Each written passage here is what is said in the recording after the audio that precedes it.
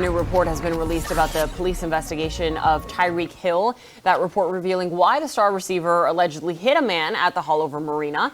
Our crime specialist, Bridget Matter, is live with the new details. So the Miami-Dade Police Department, they released a much more detailed report of this alleged battery involving Tyreek Hill. We do want to add that Hill has not been arrested or charged at this point. New supplemental incident report released by the Miami-Dade Police Department says it all started when Hill and 3 others were told they were not allowed on a boat. The report says Hill replied, "I can buy you and the boat." The argument escalated when the report says Hill slapped the unidentified 57-year-old man. That, quote, Mr. Hill walked past and struck him in the back of the head and neck area with an open hand strike. That report goes on to say Hill told an associate who was with him to pay the man slapped a sum of $200 as part of an apology, which the man refused. The state attorney's office confirms it is reviewing the case and in the process of interviewing witnesses. We do know there is video surveillance of this incident that the state attorney's office and police are still looking through. State attorney's office also adds that this case will take some time before any decisions are made. Okay, this is huge news, and I know some of you just don't want to hear it. I've seen the comments over and over from some Miami Dolphins fans. They're saying, stop talking about it. It's a nothing burger. It means nothing. It's a little slap on the wrist. Who cares? That's not true whatsoever. This is a really, really big deal. We see some new facts that go along with some old facts that are just now forming this entire story.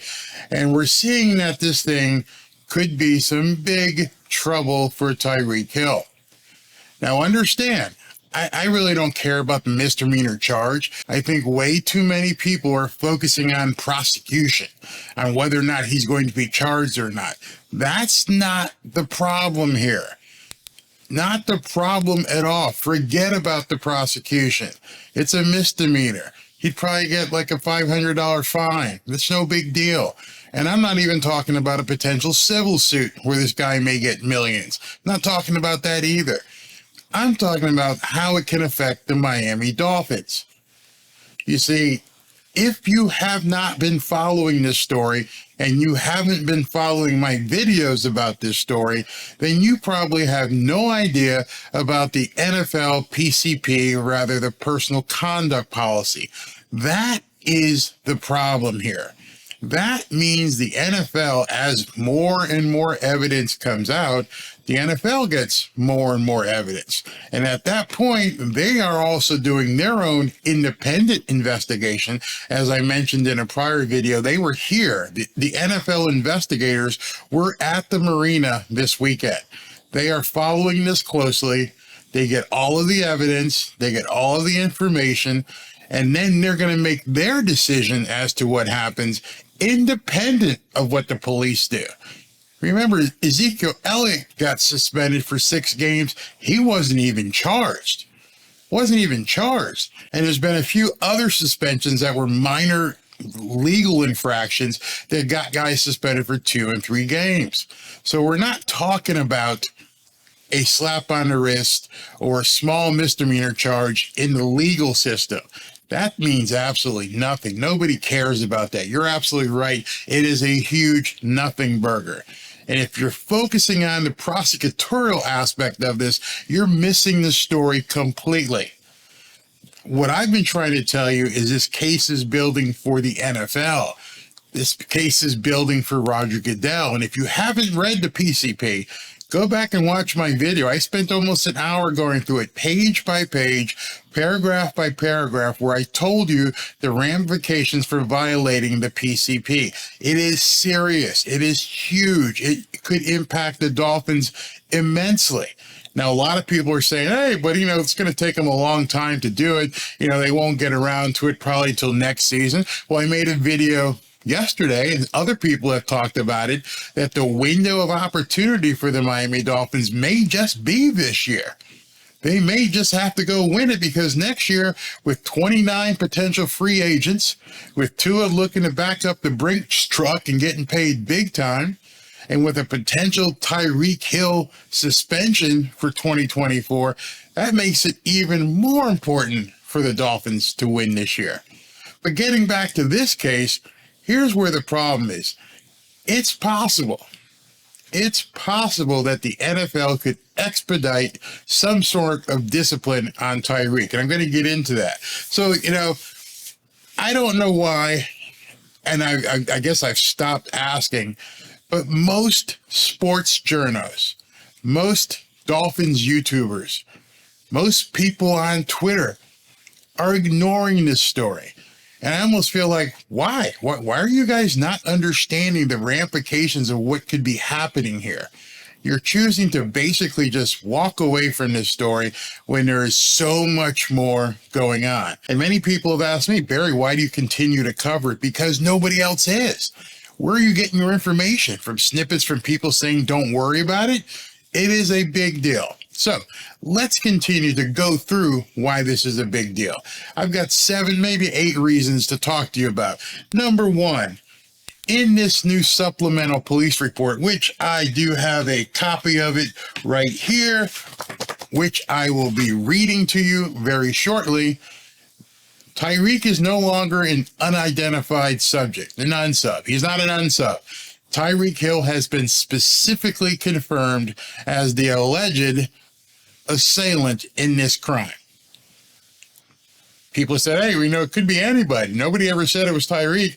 Yeah, now we know it's Tyreek. It's actually Tyreek Hill who actually is the alleged assailant.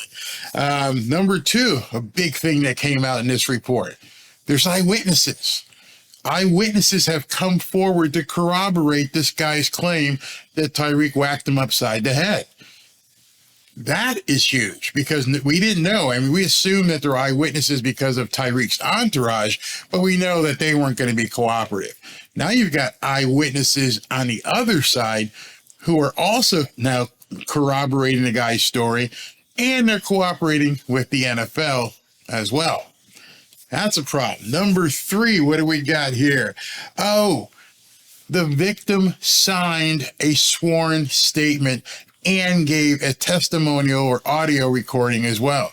So people were saying before, maybe the guy just wants to get paid. Maybe he does.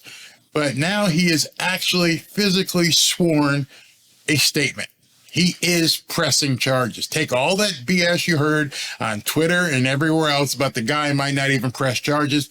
Yeah, he signed a sworn statement. So now the state attorney has to be involved. That's the facts. All I'm going to tell you here are facts. You guys can take with, however you want. Number 4, what do we have here? Now the boat captain has been named. The boat captain was also present, and he was the one who said, get off my boat. So it wasn't the first mate, wasn't the dockhand who said, get off the boat. The captain said, get off my boat, which means you were trespassing being on his boat. This stuff is getting pretty bad. Number 5 here. The statement we were all concerned about has now been confirmed. I can buy you and your boat. Tyreek said those words to the guy. I can buy you and buy this boat. That is not going to bode well with Roger Goodell. Doesn't mean anything in the scheme of a prosecutorial aspect, but making an ignorant statement like that to somebody, saying I can buy you and I can buy the boat. Oh man, what kind of character is that? What kind of person would say something like that? I remember back in college, when in my bouncing days, when the thing I always heard from people is, do you know who I am? And I would look at people and go, yeah, you're about the guy who's about to get tossed off these stairs. What do you mean, who the hell am I? I don't care who you are. You're doing something wrong. I can buy you and buy this boat. That's completely ignorant. And the problem I have with it, and this is an opinion, this isn't a fact, is that Tyreek doesn't seem to have learned anything from his past history. That's an opinion. I can't prove that. I will let you know when I interject an opinion. But it doesn't appear as if he's learned anything from his past. What else we got here? Oh, in the police report, which you will see, The victim was in fear of his life. The victim retreated and went into a locked office. That is huge from a perspective of, did somebody actually, was he afraid? Did he feel threatened? Did you act threatened? Yeah, I left the area. I went back. I fled to the office and I locked the door because this guy was acting like a maniac. That, again, Roger Goodell's going to look at. The eyewitness, now we've got fishermen who were there, who maybe have been getting their boats ready or who actually were on the dock getting ready to rent another boat. They saw the whole thing.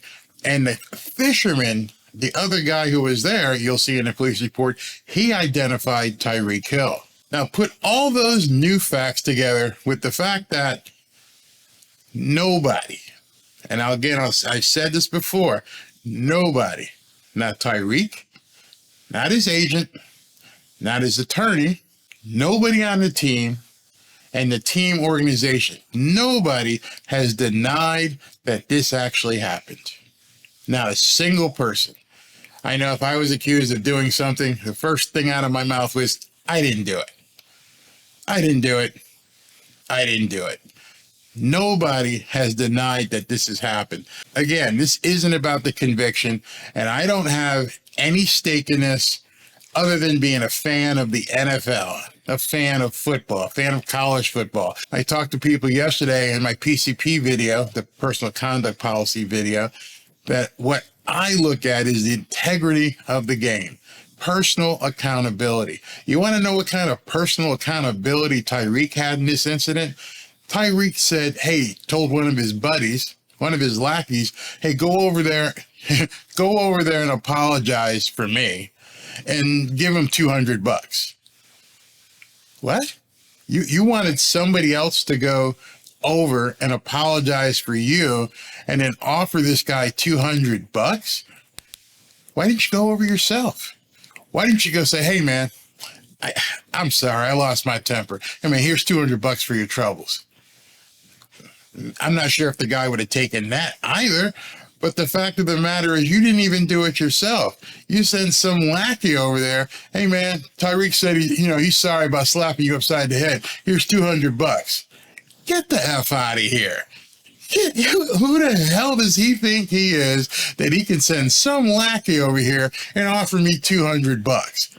No, man, that ain't gonna cut it. That ain't gonna cut it. So now let's go ahead and look at this police report, which is damning to say the least. So here is the actual supplemental police report. This isn't the first report where it said that we don't know who it is, that the subject hasn't been identified yet. This is the new police report that the detectives filled out. It says here, quote, on Monday, June 19th at approximately 7 p.m., Detective Rashawanda Toombs and I responded to the Haulover Marina and contacted the victim name redacted, to verify. Now, that's real important. They went out there, okay, we got this preliminary report. Now let's go ahead and verify what you said. On the original offense report, on Monday, June 19th, at approximately 7 p.m., Detective Rashawanda Toombs and I responded to the Haulover Marina and contacted the victim's name redacted, to verify information on the original offense report. So understand what happened here. The police went out and took a report. The patrolman. Now it gets into starting to advance into a prosecution and investigation. They send out the detectives to actually verify what the guy said is true. Upon contacting the victim, a sworn audio recorded interview was conducted. Now understand what happened here. They went out, they talked to the victim, and they said, listen, we're going to advance this, investigation, but if you want us to go forward, we're going to need a sworn statement. Guy says, sure. I named victim guy, do hereby swear under penalty of perjury that what I'm about to tell you is true. This guy, Tyreek Hill, slapped me upside the head, blah, blah, blah, blah, blah. They actually got a sworn statement and they recorded it. So let's continue. The below is an interview summary. It is not intended to be a verbatim account and does not memorialize all statements during the interview. Communication by the parties in the interviews were electronically recorded. So now, in addition to having video surveillance, they now have audio recordings from various different witnesses and the victim. The recordings captured the actual words spoken. Please refer to the recordings which have been made a permanent part of the case file. So why is that important? What that means is now the NFL, Tyreek's attorneys, the victim's attorneys, all have a copy of everything that was said. They have a copy of the video surveillance. This thing right now has advanced to an investigation where they're going to determine what charges, if any, that they will bring against Tyreek. But again, like I told you, I'm not talking about it. Not even in my mind what's going to happen with this misdemeanor slap charge. It's the NFL. So everything you hear, get your mind off of Miami-Dade Police. Don't even think about Miami-Dade Police. The prosecutor in this instance is Roger Goodell, not the police. Nobody cares about a misdemeanor police charge. There's not a fan out here who thinks that a misdemeanor charge is going to derail the Miami Dolphins season. So forget that. And I'm really trying to emphasize that because so many people in my comments keep saying, oh, it's a no big deal. It's a misdemeanor. He'll get a slap on the wrist. I don't care about any police charge. That's not what's important. Push that off to the side and understand what's about to happen. All of this information that these people are compiling are going to be given. It's going to be given to Roger Goodell and his investigators. That's the prosecutor I'm concerned with. That's the prosecutor you should be concerned with. The Miami-Dade Police investigation isn't going to affect Tyreek Hill and the Miami Dolphins. Shouldn't either. Has nothing to do with football. It's a misdemeanor charge. He's not, even if he got charged, it's probably a $300-400 fine and a slap on the wrist. Don't worry about that. Ignore it. Don't say, I need to see the video evidence. I need to see that. It doesn't matter. The prosecutor you have to worry about as a fan, and the prosecutor the Miami Dolphins have to worry about, is Roger Goodell because of the personal conduct policy. Now, it wouldn't be that big of a deal if people weren't cooperating. That's why it seems to be slow walking, because there may be some stuff going on behind the scenes. This is an opinion where if Tyreek or the team can get this guy to shut up, and if he decides not to cooperate with the NFL, that would be of benefit to Tyreek because the guy's not playing ball with the NFL. Now, if this guy wants to take it further and really sit down with Roger Goodell's people and just continue to talk and say what happened, and he's willing to do video or audio sworn statements and maybe do a video statement and raise his hand and say, yeah, I'm about to tell the truth here. That's what's going to be problematic for Tyreek, not the police. I don't even care what happens with the police. Who's waiting for a misdemeanor charge? Nobody. Roger Goodell is your problem. Now that you understand that, let's move forward. So further, it says in the recorded interview with the victim, he stated he observed two men fishing on the dock for tarpon, which you can't do.